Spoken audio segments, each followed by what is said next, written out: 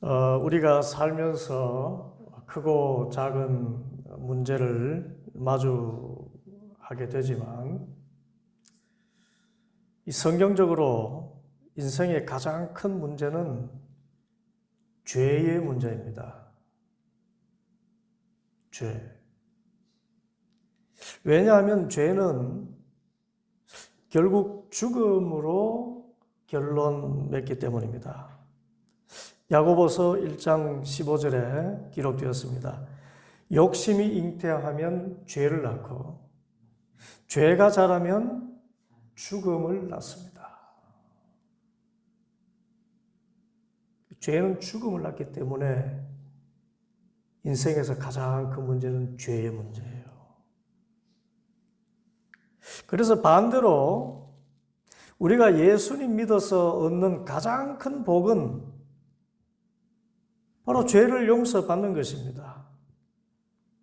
하나님의 아들이 이 세상에 오셔서 우리가 받을 형벌을 십자가에서 대신 받으시고 피 흘려 죽으심으로 우리의 모든 죄를 사하셨습니다. 그래서 우리가 하나님 앞에 바로 설 수 있는 의로운 자가 되었고 하나님의 자녀가 되었고 영원한 생명을 얻게 되었기 때문입니다. 그런데 이 죄 용서는 그 죄의 크기와 상관이 없습니다. 또 죄의 분량과 상관이 없습니다. 우리 인간이 지을 수 있는 모든 죄, 어떤 흉악한 죄든지 예수님께서 십자가에서 대신 당하셨기 때문에 우리는 그 어떤 죄도 다 용서받게 됩니다. 과거 어떤 큰 실수를 했거나 성적으로 문란했거나 사회와 국가의 법을 어겼다 해도 극단적으로 사람을 죽였다 해도 내가 주님께 나와서 뉘우치고 용서하고 이제 새 삶을 살겠습니다 약속하면 하나님께서는 다 용서해 주십니다. 하나님의 아들의 피는 엄청난 위력이기 때문에 그렇습니다.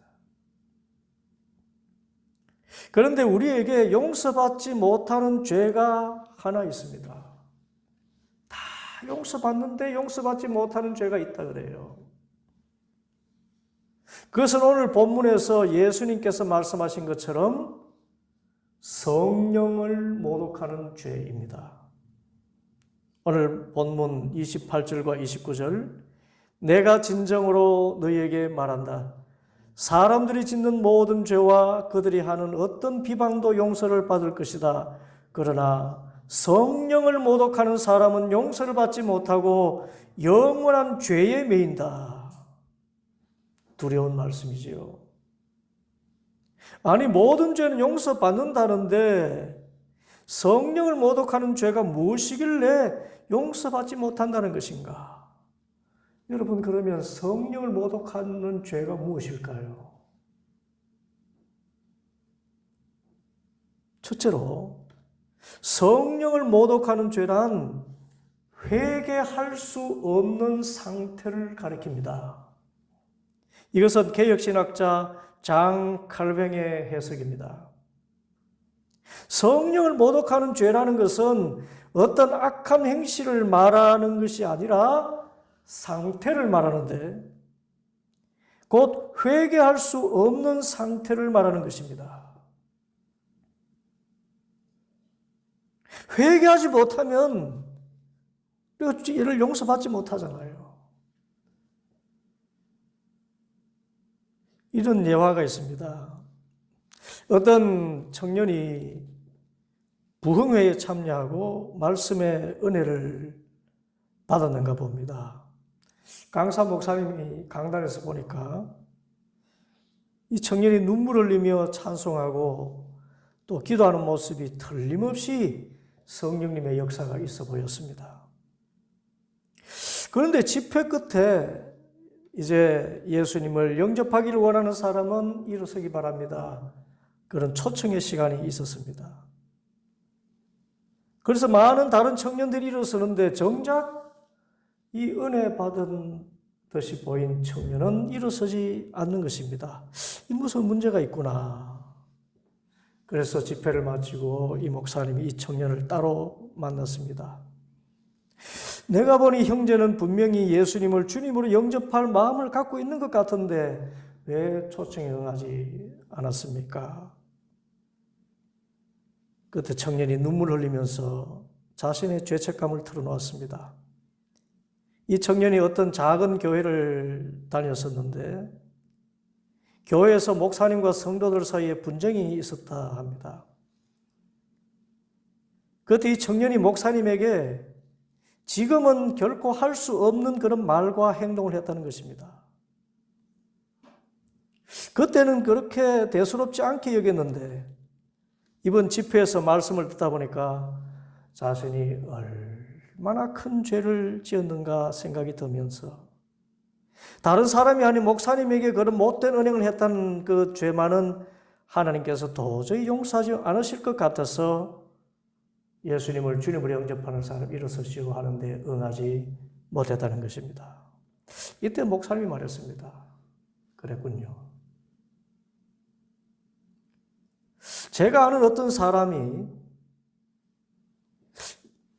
있는데 그 사람은 예수 믿는 사람을 얼마나 증오했는지,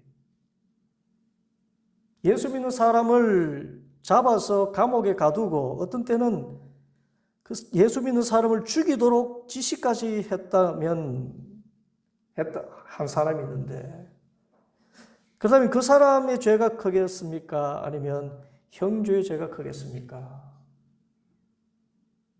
그 목사님에게 아주 나쁜 말과 행위를 한 그 일과 예수 믿는 사람을 감옥에 가두고 죽인 죄 가운데 어느 게 더 크겠느냐? 그 형제가 대답합니다. 그 사람이 더 큰 것 같네요. 그때 목사님이 말했습니다. 그게 누군지 압니까? 그렇습니다. 바로 성경에 나오는 사도 바울입니다.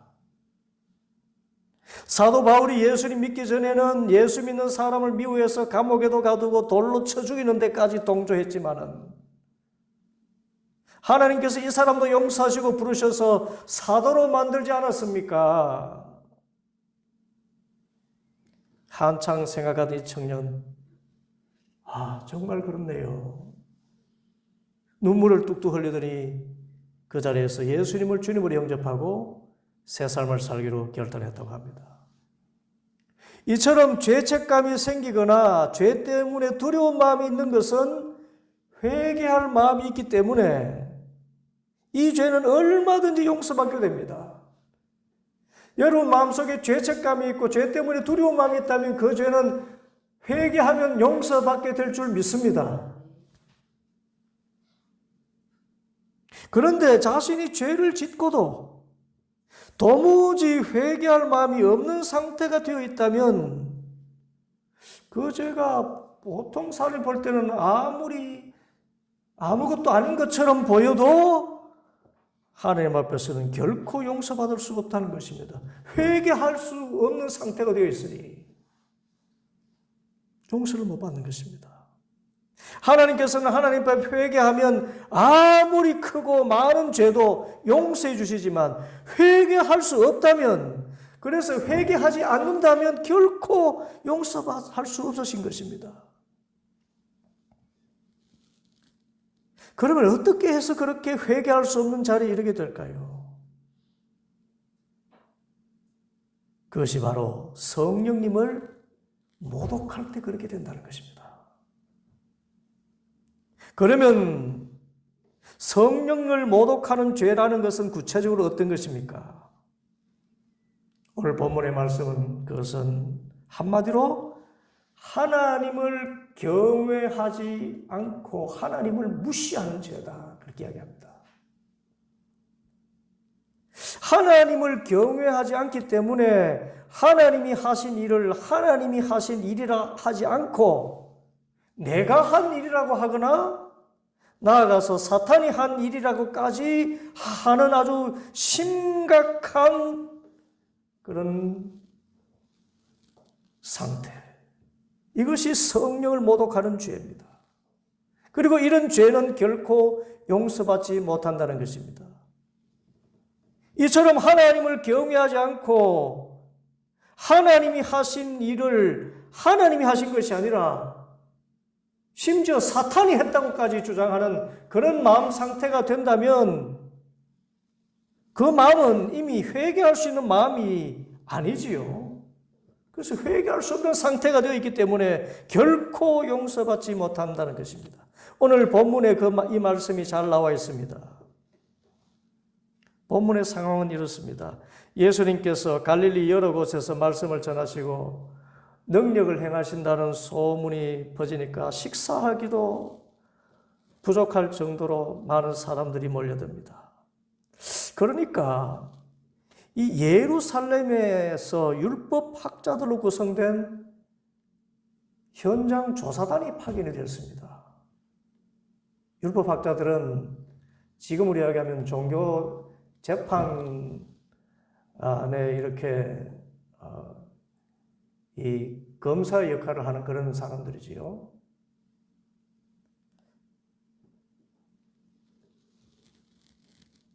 이 갈릴리 시골에서 웬 젊은이가 나타나서 큰 능력을 행한다 하니 이게 진짜냐? 그래서 지금으로 말하면 이 청년이 혹시 신흥종교 이단의 괴수가 아니냐 알아보라고 해서 파견된 것입니다. 그래서 이 율법학자들이 와서 예수님의 행적을 이렇게 살펴봅니다. 귀신이 쫓겨나고 병든 자들이 낫습니다. 그리고 말씀을 전하는 사람들이 감동을 받습니다. 그런데 결론을 이렇게 내립니다. 22절. 예루살렘에서 내려온 율법학자들은 예수가 바알세불이 들렸다고 하고 또 그가 귀신의 두목의 힘을 빌어서 귀신을 쫓아낸다고 하였다. 이 바알세불은 사탄을 의미합니다. 마귀 대장, 우리가 왕마귀라고 하는 그게 바알세불입니다. 이 율법학자들이 볼 때는 예수님에게서 능력이 나오는 것은 부인할 수 없는데 그렇지만 예수님께서 행하신 일을 하나님의 능력으로는 인정하지 못하겠다는 것입니다. 왜냐하면 예수님은 알다시피 시골 목수 출신의 신분의 청년인데 이 예수님을 어떤 하나님의 능력을 받은 선지자로 인정해버리면 자신들 같이 고귀한 사람들, 고상한 사람들의 그 모습이 너무 초라해지는 것입니다. 그래서 예수님을 하나님의 사람으로 인정하지도 않고 나아가서 예수님을 왕마귀에 계신 이단의 괴수라고 이렇게 정죄를 한 것입니다. 그 마음 상태가 얼마나 악해요.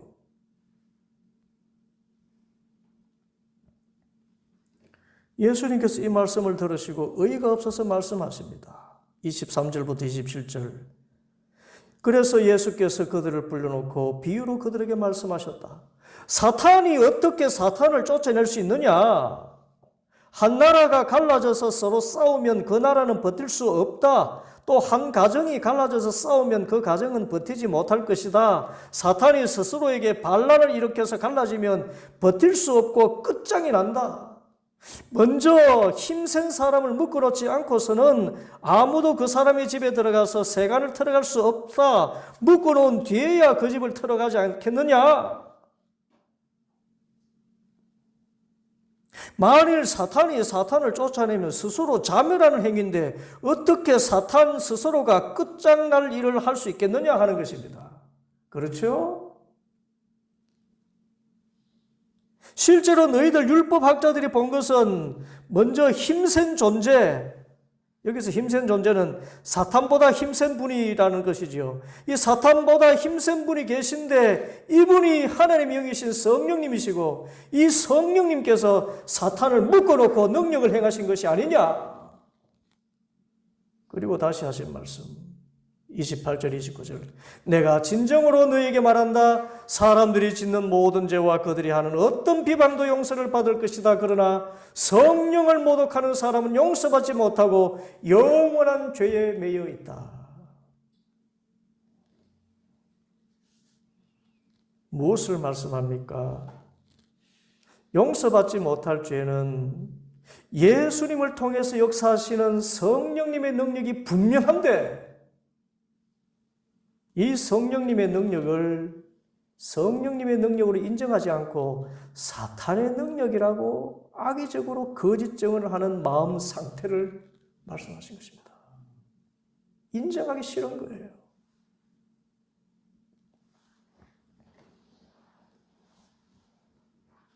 하나님이 하신 일이 분명한데도 하나님이 하셨다고 인정하지 않는 상태.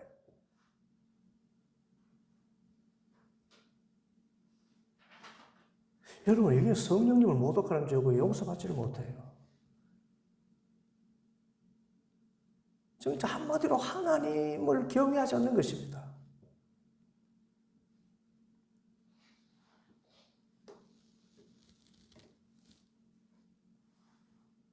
이런 마음 상태를 사탄이 점령한 상태라고 이야기합니다.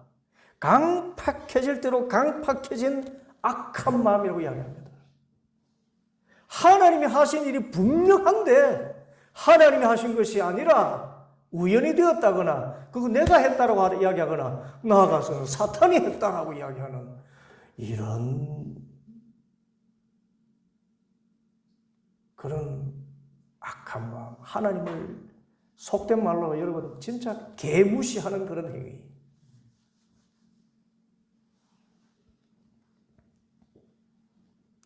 이런 의미에서 여기 있는 여러분은 죽었다 깨어나도 성령을 모독하는 죄를 짓지를 못해요. 그렇죠? 그런 죄는 누가 짓습니까? 그것은 거짓의 영 사탄에게 씌인 사람들입니다. 우리가 흔히 이단 사입이라고 하는 종교인들입니다. 정명석이니 김기순이니 이재록이니 문선명이니 이만희 같이 자신이 하나님이고 자신이 예수님이고 자신이 성령님이라고 주장하는 미치광이 생마들이나 있던 죄를 짓습니다.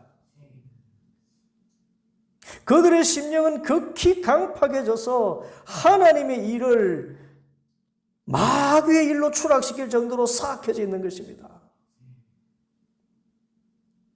그러기에 회개할 수 없고 그래서 용서받지 못하는 것입니다. 정말 안타까운 것은 이 시대 특히 청년들이 이 이단에 많이 빠져 있다 그래요. 얼마 전 가톨릭의 이단 대책위원회에서 시리즈물로 사이클이라고 사이비 이단 클리닉이라는 그런 교육 동영상을 이렇게 시리즈로 올린 것 봤습니다. 가톨릭도 이단 때문에 골치를 아파요.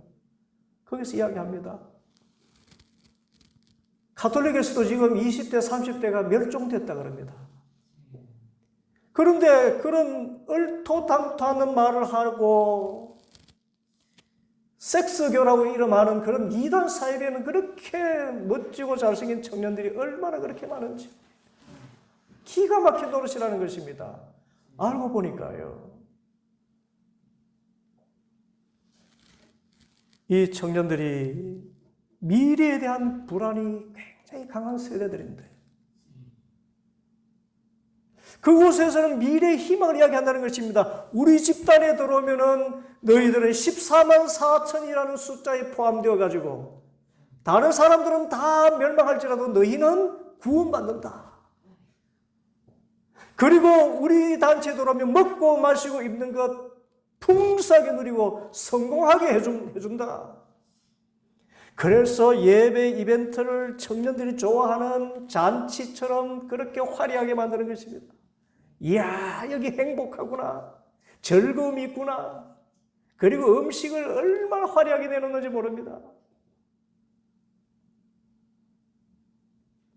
가난한 지방에 살던 대학생들이 올라오면은 접근해서 밥도 사주고 말벗도 되어주고 상담도 해주고 얼마나 살갑게 잘해준지 모릅니다.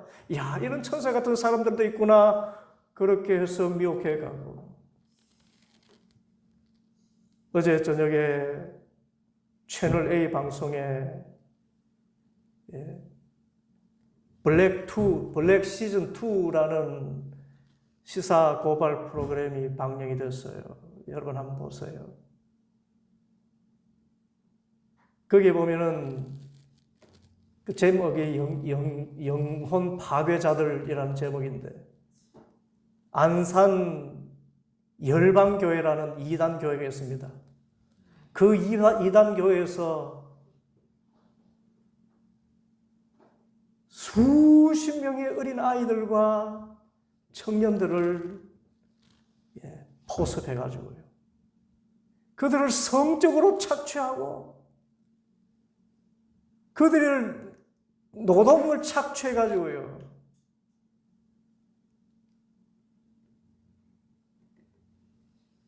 청년들, 그 전도 요망하는 청년들이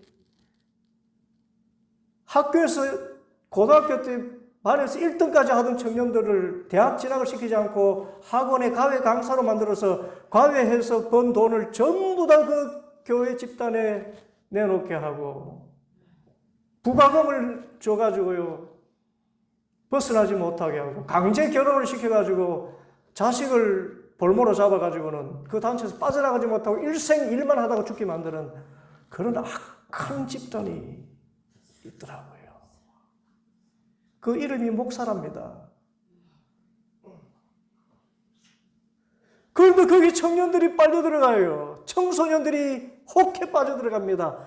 심지어 어린 아이들까지 빠져 들어가요. 왜냐하니까 전원주택을 어리어리하게 지어놓고요, 거기 초청해서 처음 한 달 동안은 먹을 것, 마실 것, 입을 것 무제한 공급을 한답니다. 그리고 저기 롤스로이스에 차를 태우고요, 벤츠에 차를 태워가지고 관광을 시키고요. 그래서 너희들이 여기 들어오면, 그런데 그 자녀들의 가정 환경이 대부분 어려운 환경들이랍니다. 너희가 여기 들어오면은 나중에 이처럼 큰 돈을 벌어서 호화롭게 살 수 있고 성공할 수 있게 해준다. 주제가 돈과 성공이에요. 쾌락입니다.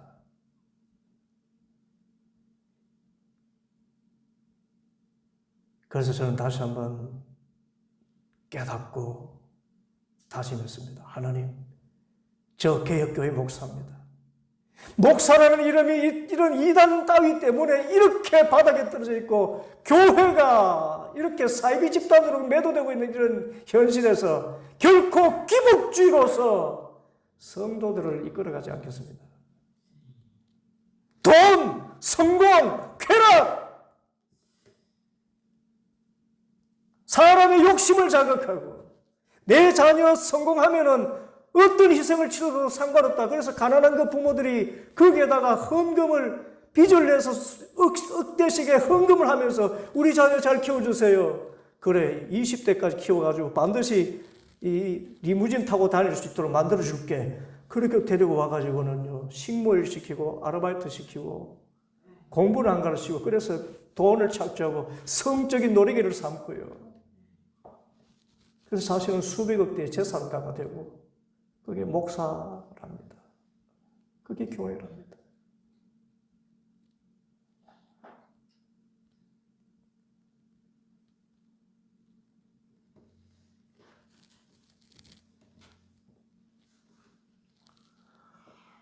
우리 교회가 작아서 정말 한 사람의, 한 영혼이 천하보다 귀한 그런 교회였어.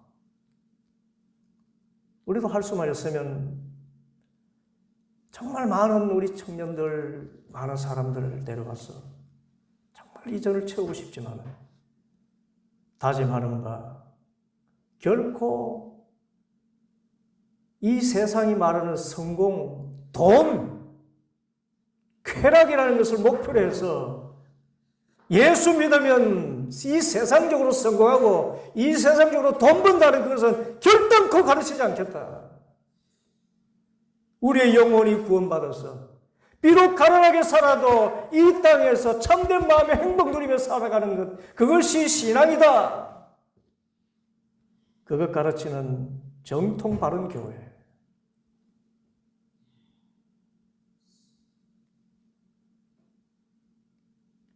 그 수많은 청년들이요, 아기들이 한글도 못 깨우쳤어요. 20년 동안. 청년이 되기까지 한글도 제대로 못 깨우치고요. 성놀이개가 되어서 거기에서 강제 결혼시켜가지고 아이를 낳습니다. 아이를 낳아가지고 그 아이들이 자라면서 그 교회가 전부예요. 그리고 조금 크면 아르바이트를 시킵니다. 전단지 붙인 아르바이트, 공부방 전단지 붙인 아르바이트.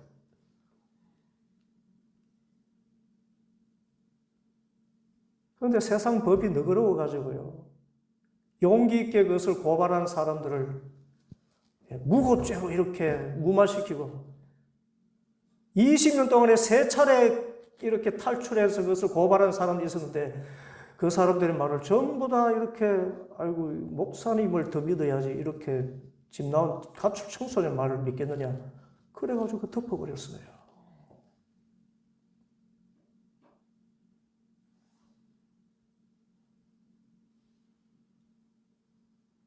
여러분 돈이 성공 아닙니다. 그래서 제가 딸들에게 사과를 하고 정말 이야기했습니다. 야, 하나님 다음에 돈이다. 제가 농담 삼아 그랬어요. 그것은 저기 우리 두레교회 김진홍 목사님이 늘 했던 말이기도 합니다. 빈민촌 목회를 하다 보니까 하나님 다음에 돈이더라. 제가 딸들에게도 야, 하나님 다음에 돈이니까 너희 하나님 잘 믿고 그 다음에 돈 열심히 잘 벌어라. 그렇게 이야기했는데 제가 싹싹 빌었습니다. 네, 말 잘못했다. 말 진짜 잘못했다. 돈 아니다. 여러분 이 세상에서 하나님과 필적해서 설 수 있는 것이 아무것도 없는데 단 하나 있어요. 사탄이 이렇게 하나님 위치에 세운 것이 하나 있습니다. 돈입니다. 돈이면 다 된다. 내게 엎드려 절해라. 이 세상 천하 만물의 모든 부귀영화 너에게 주겠다. 그랬습니다.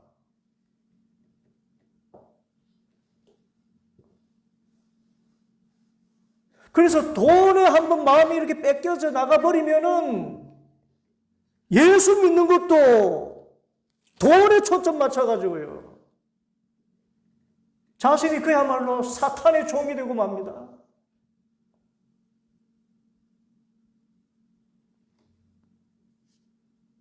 우리는 돈으로 줄 수 없어요. 하나님의 나라. 재물로도 갈 수 없어요. 하나님의 나라. 하나님 나라 영원한 생명이 우리의 진정한 신앙의 목표이고 목적인 줄 믿습니다. 하나님 주시는 그 평강, 어떤 어려움이 있어도 주님 손 의지해서 주님과 교제하며 주님 손잡고 살아가는 그 삶. 마른 떡 한 조각이 있어도 서로 화목하면서 나누며 살아가는 그 평화와 사랑의 공동체를 이루는 삶. 이 하나님의 나라지.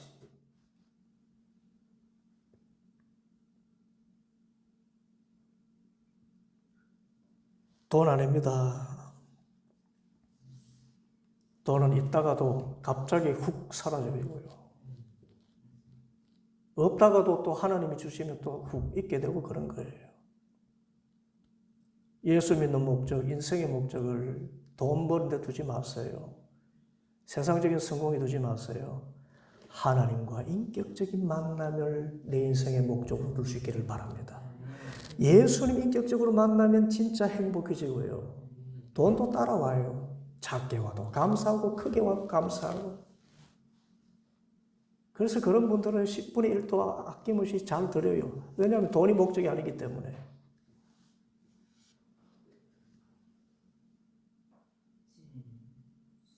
오늘 말씀